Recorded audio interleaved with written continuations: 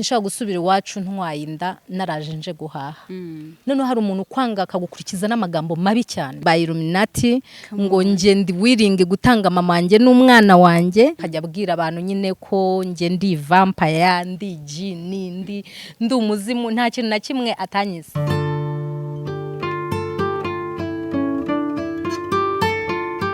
Turasuje tubahaye ikaze mwese mukomeje kucyana ibiganiro byacu aho muri hose impande n'imande. Reka mbifuriza ibihe byiza aho muri hose. Hanyuma rero ni Ange nk'ibisanzwe. Oh my god, narimba kumwe nago nariko kugaragara kuri kamera ariko uyu munsi byabaye ngombwa yuko ngaragara. Kora subscribe kuri channel ya Ange TV Show kugira ngo ujye ubona ibiganiro umunsi ku munsi. Hanyuma rero amajyepfo, amajyaruguru, ibirasirazuba ndetse n'iburengera bwaryo nago twakibagirwa n'umujyi wa Kigali of course. Aba diaspora intara ya gatandatu y'u Rwanda akabari abanyarwanda bo mu mahanga ndetse n'abarundi muri rusange batwereka ko badukunda umunsi ku munsi turabashimira cyane ndabakunda cyane.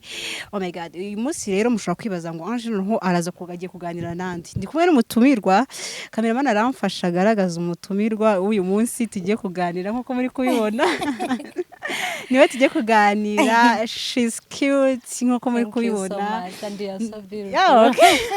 atangiye ntera imitomo mbese birarumva rero nujye kure ikiganiro cy'uyu munsi. Reka ntange mwikaza amakuru Ni meza. High five. Sava umeze neza cyane. Meze neza. Nanjye meze neza cyane nkuko uri kubibona.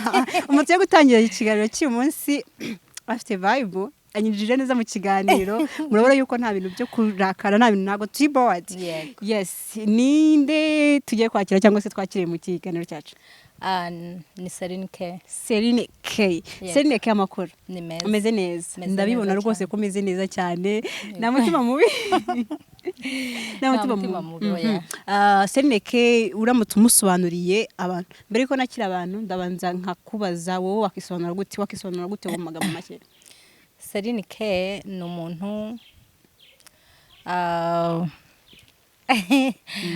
ni umuntu ukunda abantu, ni umuntu uri down to earth, understanding, ariko wizera gake cyane. Come on. Nkaba ndi actress, nkaba umukansara, ya n'ibindi nibyo ngibyo. Atuye hehe? Ni umukobwa, ni umumama, ni umuki, afite umugabo? No, I'm a single mother. I have a son. Mbikinyinya. Yego. Aho ngaho niho umuntu ashaka ku address yawe yakubariza. Niyo address yawe. Yego. Tugaye ikaze nanone no mu kiganiro. Murakoze cyane. Wimbe bikaze umve ko Ange mugiye kuganira abatumirwa banye nta satani nta stress. I'm already feeling at home. Okay, feel at home. We feel at home. Yes, mu buzima ukora iki Serine K akora iki? Mu buzima ndu I'm an actress. Ndanaririmba. Nkakora n'ibyo byo gukansoringa. Mfasha abantu bagiye bahura n'ihungabana. Byaba muri marriages, relationships, mu buzima bwa buri munsi. Nkaba n'umuntu usanzwe amwe business woman nkunda gukora business cyane. Uretse ko nta business kano kanya specific navuga nti iyi niyo business runaka nkora, ariko nkunda ibintu by'imideli n'ibiki byose. Oh, okay. As I can see, cameraman aradufasha yerekane inkweto amwerekane nabo nyina tatu. Zitatu, wow, ni zingahe? Ya mbere ni ya hano ku kaguru, ni iyi ni iki kiriho? Ni scorpion. Ya kabiri nabonye iri hano ku hano, indiri hano. Oh my god. Ni nyinshi. Ufite tatu esheshatu? Oh my god. Esheshatu zose. Nge nta nimwe mfite. Ubwo rero ugiye uraza kuza nkombeke nzashyiraho state numve ko byavamo. Iranababaza. Burya si iranababaza. Nise kuki mushyira ibintu bibabaza cyane. Umva, no pain no gain. No pain no gain. Yes, esheshatu. Ubwo zose ari ukuntu numvise ngo iyo umuntu yashyizeho tatu ziba zifite meaning y'icyo azishyiriyeho. Ego. Zose n'umutako cyangwa we zifite igisobanuro nyine. Oya zigiye zifite ibisobanuro. iya mbere twere kuri inge ku kaguru ni Scorpio nko twayibonye kandi tuzi neza ko Scorpio yego ari Ni sayini hanyuma ntekeza ko umuntu washyizeho Scorpio cyangwa se ikimenyetso nk'icyo hari abantu baba bambaye imipira akajya kugura nk'umupira akabona Scorpio wasanga nk'uwo muntu kumva afite ikibazo cyo kutizera yego why put this on your leg and why nkuko nabivuze ntangira ndi umuntu ukunda abantu cyane kandi ndi umuntu ushyira abantu first before me ndi wa muntu ushobora kuza ndirira ikibazo mbibona ko babaye koko nari mfite 5,000 byo kurya nkaba nawe kwitangira nkabifata nkabigwa ntazi aho ndi bukura yo kurya rero abantu that you are kind yego okay rero abantu benshi agiye kumana 5,000 abantu benshi they took it for granted they took advantage of me because of my kindness so bagiye bampemukira cyane cyane mu buryo udashobora kubyiyumvisha no kuba ngihagaze meze gutya bishimira Uwiteka kuko hari umuntu uguhemukira ukabona muri make yasaga nk'ukwishe cyangwa uguciye amaguru n'amaboko ariko iyo uri strong ukabuza icyo ushaka ukabuharanira ejo heza hawe hazaza ntabwo uhita giving up urakomeza ukarwana rero nagiye ngira ikibazo mu bintu byo gutrustinga na trustinze abantu benshi ariko abenshi bagiye bampemukira ntago ari bose ntago navuga ngo ni buri muntu wese na trustinga garampemukiye ariko abenshi barampemukiye iyo niyo ya mbere ya kabiri ya hano wavuze ko hano hafite tattoo oh my god hano mafite butterfly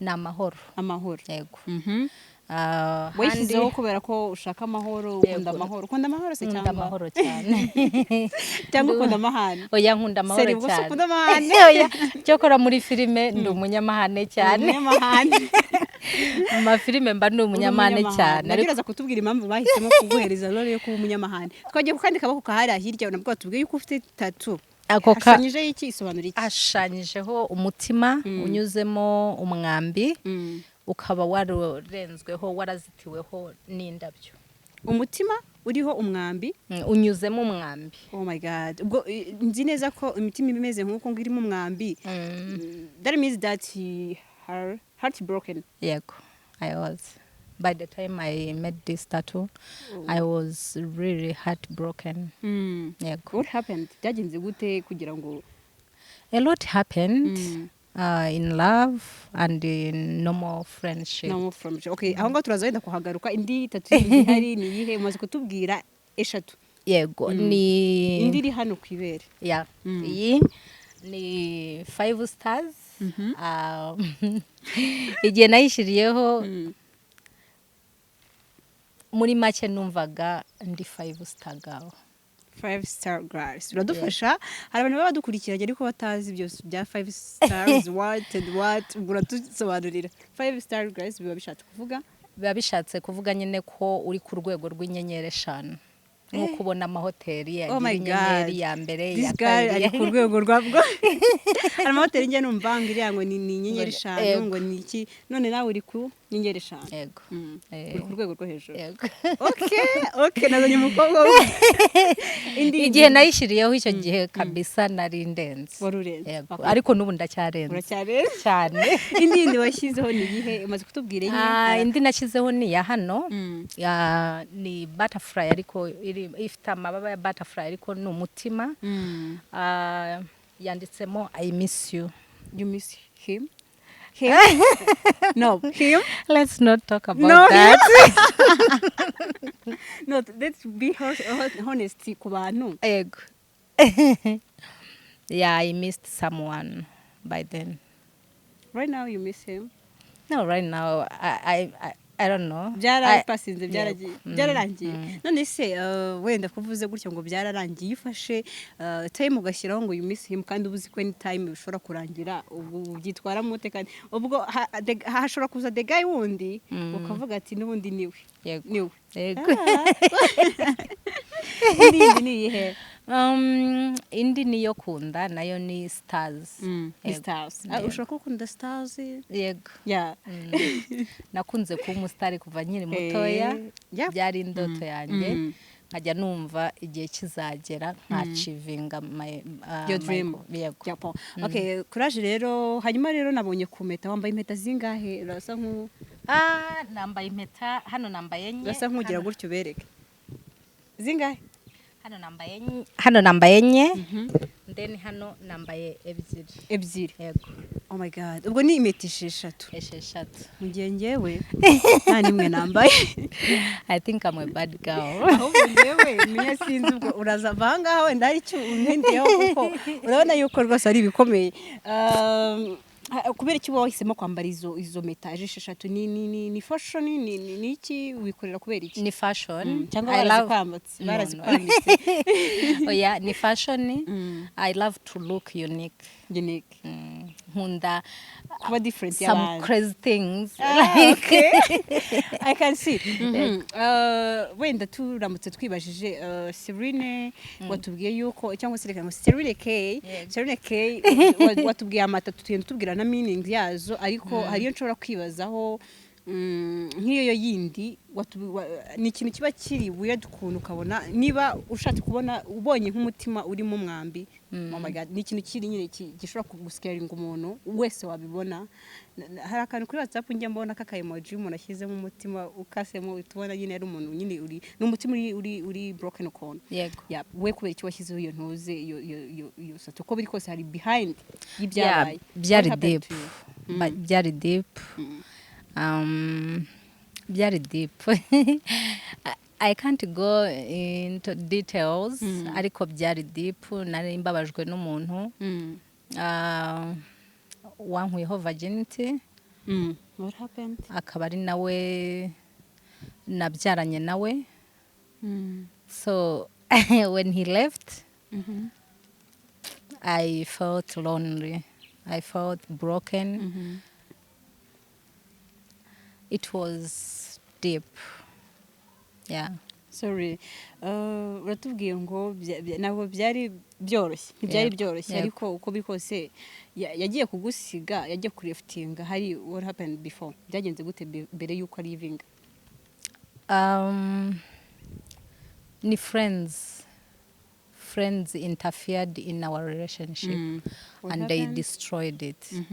Ya magambo muri icyo gihe nari umwana muto mfite amafaranga menshi ndi mu bintu by'ubustari cyane. So hari umusitari ukomeye muri Uganda ntashaka kumentioninga umucuranzi. Icyo gihe twari duharanye ariko apana mu buryo bwo gukundana kuko nari mfite umuntu nkunda ni nawe mugabo nari nzi wenyine. So our friends banjye, my best friends, they went behind my back and started telling my man sort of things. Kumucitinga kuri we. Umuntu ashobora kwibaza uwo mugabo noneho kugira ngo wenda ibyo byose biba byagenze gute umugabo mujya uvuze ko ari we wakwata ubusugi bwawe. Byagenze gute kugira ngo noneho mubonane? Byagenze gute mwamenye gute byagenze gute ngira ngo nyine we open tubwire? No, that's a story for another day. Oh yeah. Uratubwira No, I can't talk about that now. Yeah. I'm not ready to talk about it. Watubwiye ngo ukina uri umukinnyi wa filme nagiye kumva bimashinenga. Akaba yuko uri umukinnyi wa filme ni nk'ibihe bindi ukora bindi? Ibindi nkora ni ibintu nyine bya counseling nkuko nabivuze. No kuririmba ndimo ndanandika igitabo. Ibindi ni ubucuruzi busanzwe bwa online. Okay. Hanyuma rero akimara kukureftinga inshuti zawe zizabigizemo uruhare wabyagenze guterera? Ntago namenye ababigizemo uruhare ahubwo twakomeje no kubana cyane na nyuma barandestroying atena. Yeah, without knowing that they were the one who betrayed me before. Oh my god. Ubwo n'ubundi wongeye wahereza cya cyizere uri wabahaye baragikoresha kuko nago nigeze menya ko ari bo babikoze. So nakomeje mbana nabo nkuko nabanaga nabo. Hanyuma rero waje kuba depressed gute ku buryo ufata umwanzuro kwiyandika burya nakubwiye ngo uyu muntu afashe umwanzuro kwishyiraho tatuwaje kuko hari igisobanuro kinini cyane kiba gihari. Numvaga sinzi uburyo ndi bubisobanuremo ariko numvaga nsa nkaho ndefutinzwe mu isi yanjye ya njyenyine cyangwa nko mu ishyamba rya njyenyine yego numvaga nduzinze hope in loving again nduzinze hope mu sinzi uburyo nabigusobanura ariko I was deep depressed because I was hurting yeah so I decided to put my pain into putting tattoo on my drawing tattoo on my body to express what was going on because by that time ntago nashoboraga kuba nakwicarana nawe ngo nkuganirize ibyambayeho kandi numvaga biri too much numvaga umutima wanjye uremereye ku buryo numvaga nshaka kubye expressing out there ariko ntafite uburyo nshaka kubivugamo rero biba ngombwa ko nishyiraho tattoo wabigenje uti icyo gihe wari kurwana no kuba buri umuntu ari depressed ukuntu afite depression ndashaka kubibwe wari umeze gute ukimara kubona inshuti zawe sheri wawe bose baragutaye before you kufata umwanzo wo gushyira iyo tattoo wari ubayeho gute hari ukuntu abantu bidraga bakanywa inzoga nyinshi bakagerageza gukora ibintu nyine kubera yuko hari icyatumye abikora akabikora nk'ubusazi wowe byari bimeze bite nka key tubona bad guy ikintu nshaka gushimira Imana cyambere Imana yaramfashije cyane burya koko ngo Imana yanga cyane yanga umunyacyaha ntago mvuga ko ndi umunyabyaha urenza abandi bose ariko uko biri ndi umunyabyaha ariko Imana yaramfashije muri icyo gihe irandwanirira he was on my side ntago nigeze njya into drugs ariko inzoga zo narazinyweye inzoga narazinyweye ubu bari ahantu hose ninjiraga ebana umudije wese yagomba kuvuga Serenike in the house kuko bari bazi ko nje ku spending uje guspending ariko iki gihe ushaka ko ufite amafaranga yego wari yafite nari nyafite hanyuma rero ufata umwanzo wo gushyira iyo tattoo then ubihandlinga gute ubihuza gute rero no kuba waraje kwisanga mu kuba wakansaringa abantu nyuma maze kwiyakira nibwo numvise ikintu naciyemo nta kifuriza n'umwanzi wanjye kugicamo shakisha buryo ki bwose nshobora gutangira gufasha abantu barimo baca mu byo nge naciyemo yego kubera ikintu no wumvise kuki babaye interested ko wafasha abandi ese ibyo bikomero byari byarakize cyangwa nubundi wajyaga kuvura hari ukuntu umurwayi ajya kurwaza kandi nawe atameze neza oyako icyo gihe nari yakiriye ikintu kikubwira ko wiyakiriye nuko utesha agaciro ibitekerezo wari ufite byose byo kumva ko nta ejo hazaza hariho ukabitesha agaciro ahubwo ukumva ko ushaka guharanira kongera guhaguruka nkawe ugahagara muri ya nkweto wagenderagamo mbere icyo nicyo kikwereka ko watangiye kwiyakira ikindi cya kabiri kiri na most important iyo utangiye kubiganiriza umuntu cyangwa abantu ugatangira kuba open ku byakubayeho aho niho umenyera ko wiyakiriye kuko utariyakira ntabwo ushaka kubivuga nta nubwo ushaka kubivuga wenda sinshaka yuko wenda ibyo kumeshoninga ngo umuntu ushobora kuba watubwiye ko bitangiriyeho Nairobi watangiye kubikora hanyuma Uganda waje kuhava gutujya Nairobi gute Uganda icyo gihe ngarutse ntago nahagaze ko natinyaga abantu bari banzi ko bambona nibwo nagiye mu bindi bihugu ndazunguruka nyuma nza kwisanga Nairobi ariho nabonye akazi ari naho watangira ibyo bintu byo gukansaringa abantu ni ukuvuga ngo mbitangira nabitangiye nakoze course ariko sinahita mbitangiriraho ariko nyuma nkajya ngira abashuti nganiriza abanyakenya abanyarwanda abagande nkabona it's working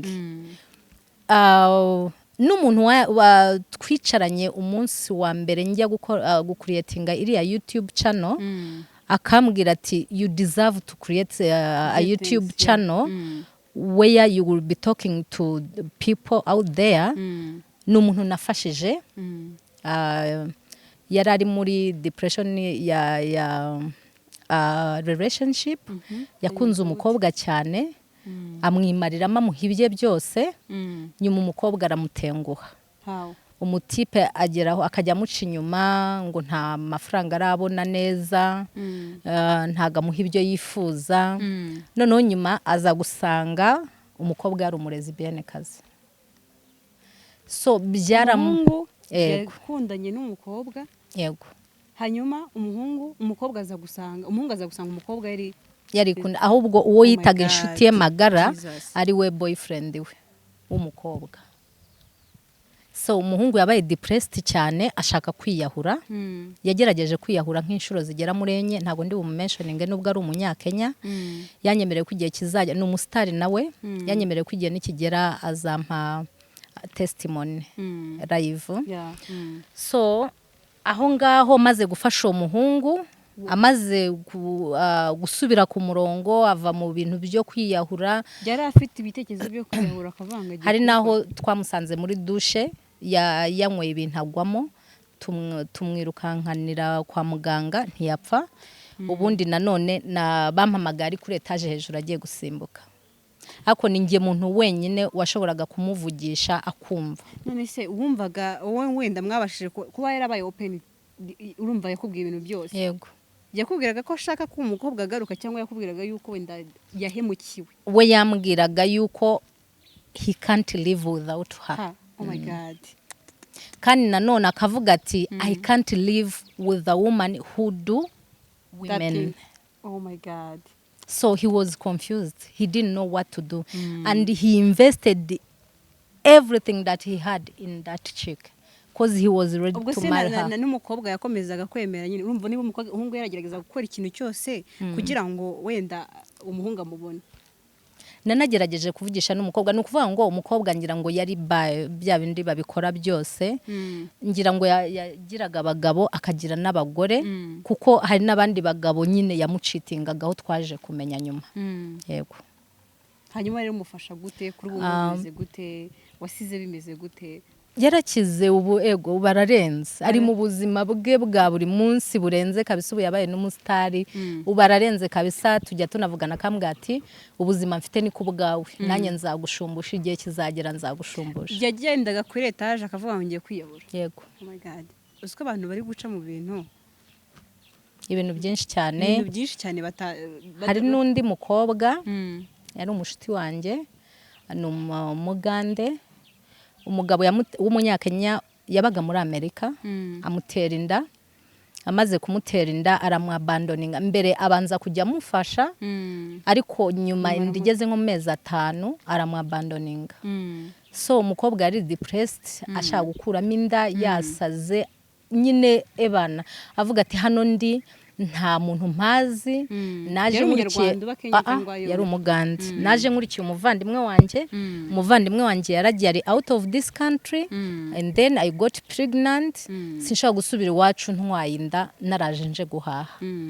Ati ashaka kuyikuramo, ariko ndamwigisha by the grace of God aranyumva. Ngera naho mwumvisha ko uwo mwana niba atamushaka kugira ngo amukuremo, yamubyara akazamumpa nge nkamwadopta nk'uwanjye.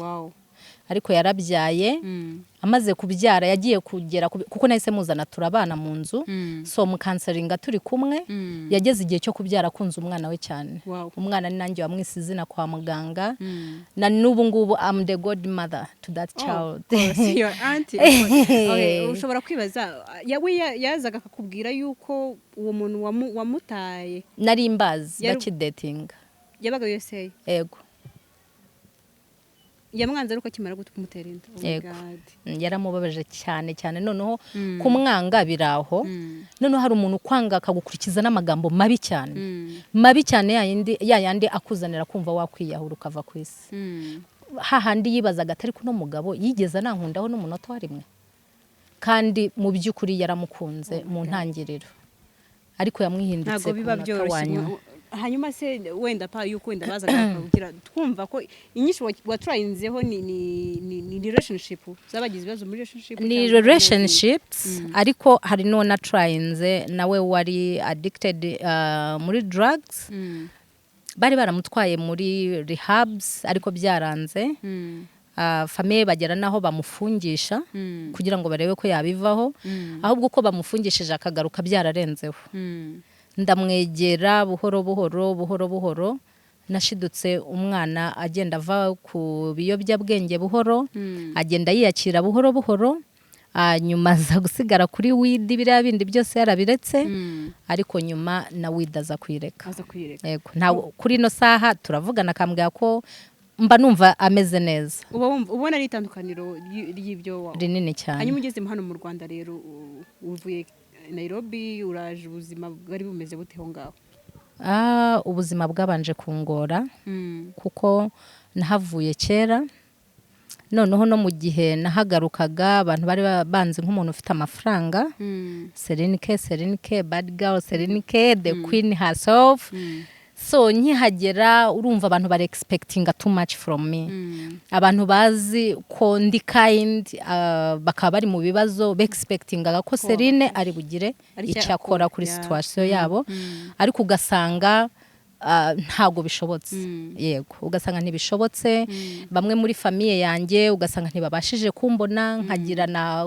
complex zo kuba nabasura cyangwa kuba nagenda nkabiyereka bakumva gusa bakajya bambona ku mafilime ari mu Rwanda ariko naratinye kubageraho numva mbega ari ikintu gikomeye cyane kuri njyewe kuba nasura umuntu nta kintu mfite n'amafaranga ngayo waba waragize kuvuga ngo kubera ukuntu bari bakuzi ni nkangaye waba waragize ku buryo utinya kujya kwiyereka abantu ntago na mentioning ariko yarahagije yiri menshi yego hanyuma rero ubwo uvuye Nairobi uje mu Rwanda utangiye waje kwitinyuka ryari ku buryo n'aba bantu wabaye wowe wanyawe watangiye kwiyereka nageze aho ngo ndavuga ariko nubundi nariyakiriye kuguma nihisha abantu bari banzi ntago ari cyo kizasorovinga ikibazo ahubwo bazatekereza ko mbiyima kubera yuko wenda ntashaka yego so nageze igihe ndavuga you know what I have to face my fears yego yeah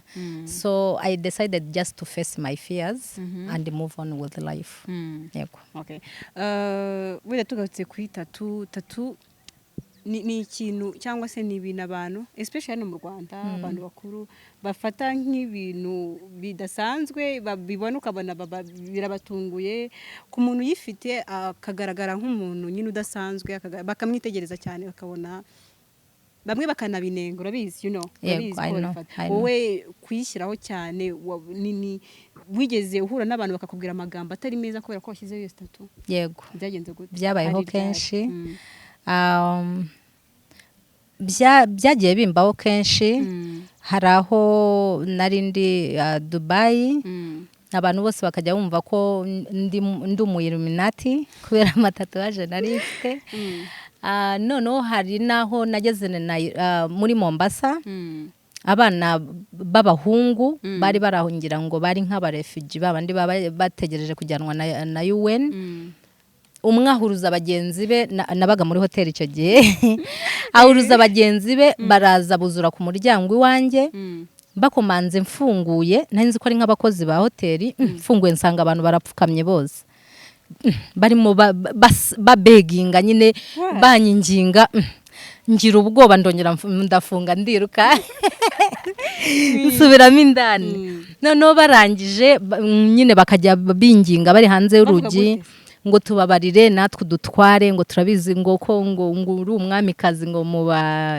bantuza abo ngabo ba Illuminati ngo ngende wiringe gutanga mama wanjye n'umwana wanjye ngo just nyemerera untware bakabikubwira abana why abasore batoya ngira ngo bari barahaza ubuzima kubera ibintu bari bamaze gucamo yego akabikubwira gutyo byagenze gute saho ngaho wabigenze ute warakomeje urafunga oya narafunguye mbatwara hasi muri restaurant turicara turaganira ndabaganiriza tuba na friends mbabwiza ukuri mbabwira yuko muri make nta nubwo njya nemerera muri ibyo bintu none se uko biri kose ibintu byose bivuga kubera ko hari impamvu kubera iki bavugaga ko ubikora ibyo bintu byose kubera amatatuwaje hari ahantu wenda bajyaga bavuga bashoboye kuba hari ukuntu banganiragaho noneho ngira ngo n'ubuzima nari mbayeho kuko mu buzima bari batarambona nsohoka nk'abandi bakobwa cyangwa se nk'abandi bantu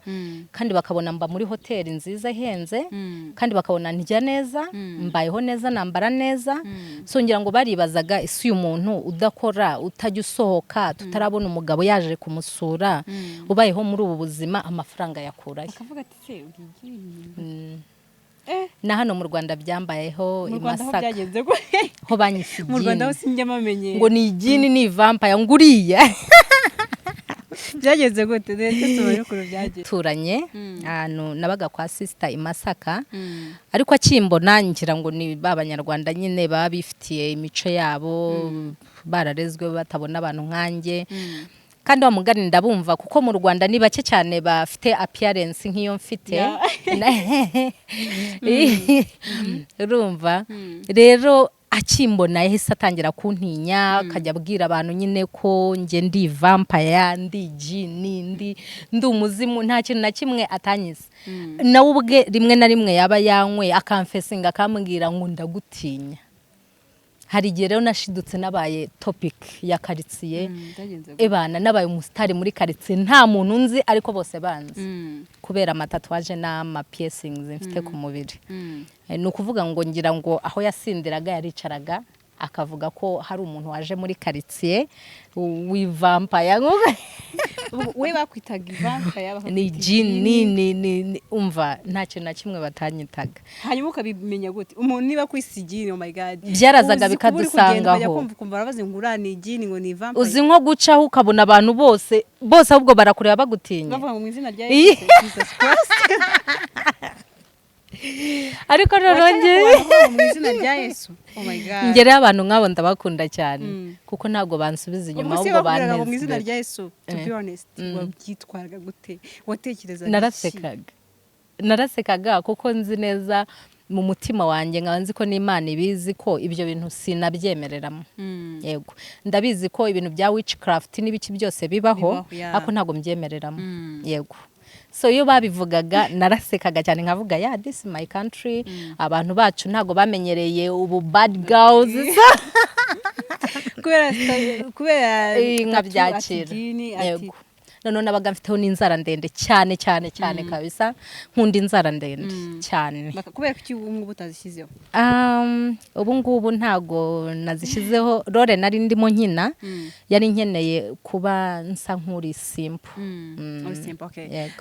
baje no kumenyera gute i Masaka byagenze gute kugira ngo waraharivinze kugira ngo be kukwitiza kuri igini cyangwa se bakube ko kwita ko uri vampire cyangwa oya mbere yuko mpava bari baramaze kubyakira kubera bitewe n'uburyo navugishaga nk'abantu mbaciyeho bitewe n'uburyo nabanaga n'abantu baho ngaho muri karitsiye ntago nasohokaga nta bashuti nari mfite nta mugabo wazaga kwandeba ntaki ariko nagiraga chance tugakubitana gutya nta muntu nanyuragaho yabiki naguhaga time yawe nkahagarara nkagusuza tukaganiraho gato so ngenda mbamaramo cya kintu cy'ubwoba bagenda babona ko ndi umuntu usanzwe ahubwo ukonsa n'uwundi we bitandukanye 100% ku buryo n'ubu ngubu bajya babivuga bakubwira ko ukusa n'uwundi we ubwo bitandukanye ngo ni ibintu bitandukanye 100% bavuga ko uwundi we n'undi muntu kukonsa ukusa physical appearance ukusa yego nyine physical appearance yanjye igaragaza nk'ubu ntago navuga ubu bad girls kuko ubu bad girl hari abantu babifata mu bintu mu buryo butandukanye you can be a bad girl in your own ways. It doesn't mean that you have to be a lesbian, to become a lesbian, or to kill someone, or to use drugs. No. Just the way you live your life. You live your life as you want it. Okay. You know? Yep. So, nge rero naberetse ko ina hanje had too soft and kind. And then my appearance ni ya yindi kanga wawe ntashaka kwanyegera. Niba ntago wayi chance yo kunyegera mu buzima bwanjye nta n'impamvu ugomba kumenyera. Yego. Okay. No ku buryo wabigenjemo hanyuma ukomeza kuba muri ubwo buzima unakansaringa uracyakansaringa abantu cyangwa yego ndabikora.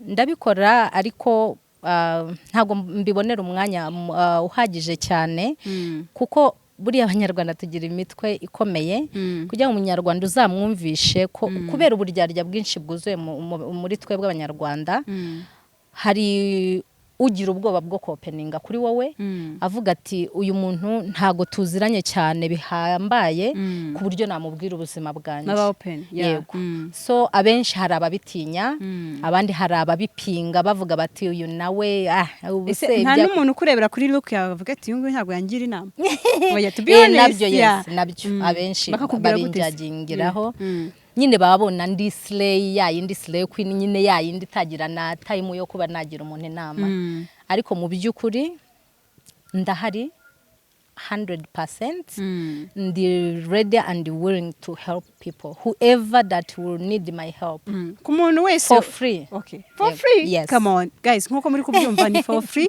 Umuntu wese ngewe ngubu niba ari n'ikibazo ndaza kwisuzuma ndebe niba wenda mfite depression naje gusanga abantu hafi ya twese tuzigira dufite depression zitandukanye ariko turazifite ahubwo biterwa n'ukuntu umuntu ayakira nuko I living. Thank you. Okay. I wanted to talk about that topic. Hari ibintu abantu bibeshyaho. Depression ntago igikira burundu. Ntago igikira. Depression it's the way you handle it and the way you manage it. Okay. Iyo wiyakiriye ntago bivuze ngo cya gisebe cya past yawe cyashize ko past yawe bigihari. Ahubwo iyo wiyakiriye ni cya gihe uvuga uti ndiyakiriye past yanjye nemeye kuyireka inyuma nukwakira mbese mibaje iyo wiyakiriye you can't undo what is already done. Okay, you know. Yep. So just accept the reality. Live and move on. Yes. Yeah, okay. Yes, nkuko inshuti yacu Celine K yifatiyemo tugana no ku musozo w'ikiganiro cyacu. Oh my god, ndumva nyine twaganira kuri ko umva nanjye ndumva nta rwose uri kumva yuko yego kumara yanjye nyine urabona ka kanseringa nanjye ndabona ariko nkanseringira mu kigali kupa nanjye nshobora niba ari for free nzajyayo ariko ntekeza ko niba ubikora ese umuntu ashobora umuntu uri kudukurikirana muri aka kanya ashobora kwibaza se Celine abikorera hehe ese harana abikorera biri permanent cyangwa se umusanga ahantu no nta hantu ndagera hari permanent ntago ndagira office cyangwa se ahantu permanent navuga ngo niho inviting abantu banje ariko bashaka kumbona ku mbuga nkoranyambaga bakanyandikira yego ushobora kubabwira ya kuri Instagram ni _am_ ni karongo ko hasi apana ko hagati ko hasi then Celine _K harimo ebyiri okay. Yego ahan yego Celine _K okay. And then ahandi bambona kuri Facebook ni Celine K no kuzindi mbuga nkoranyambaga hose ni I am Celine _Celine _K cyangwa Celine K. Hari YouTube channel ufite nkuko bikora gutyo kose hari ufite ni yihe bakore subscribe yifite wa searchinga Celine K uri bubone Walk with Me reality show by Celine K. Okay. Hanyuma rero umuntu wagize experience y'ubuzima n'icyo ubuzima bwakwigishije ko biri kose ubuzima waranyuzemo wenda uzagaruka unatubwire ugende deep ibyakubayeho biri utashatse kuvuga wenda maybe you're not in the mood ariko n'icyo ubuzima bwakwigishije muri rusange ubuzima bwanyigishije ko in whatever you go through you have to be strong you have to hari ukugwa hakabaho no kuhaguruka igihe cyose uzumva unaniwe urushye mu mutima wumva wa giving up jya wiyibutsa ko ubuzima burakomeza ibyo nanyuzemo byose byanyigishije ko ugomba kuba strong ugafightinga for the better tomorrow kandi byanyigishije ko where there is life there is always hope. Okay. Yes. Thank you. Reka tugushimire shino wanje. Thank you Wakoze so kubana much. natwe. Yari Sereneke umuntu yaganira nawe bugacya bukira kubera ko abafite story nyinshi yaganiriza urumva afite testimony y'ubuzima yanyuzemo. Yego. Guys, ntekeza ko buri wese yagiye yumvamo ndetse burya habwirwa benshi. hakumva beneyo Ni Kinyarwanda.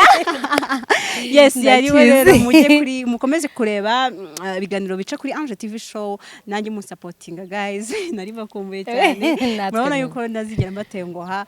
Hanyuma rero mukomeze munaflowing nanjye kuri Instagram nanjye nitwa Ange Aspa mukore follow babikore kabisa mubikore mukomeze mugere ku rukundo. Hanyuma rero reka mbashimire mwese mwatangiranye natwe mukaba musuzanye natwe, reka tubashimire urukundo mugenda mutwereka umunsi ku munsi, turabakunda cyane. Ciao ciao, wakoze.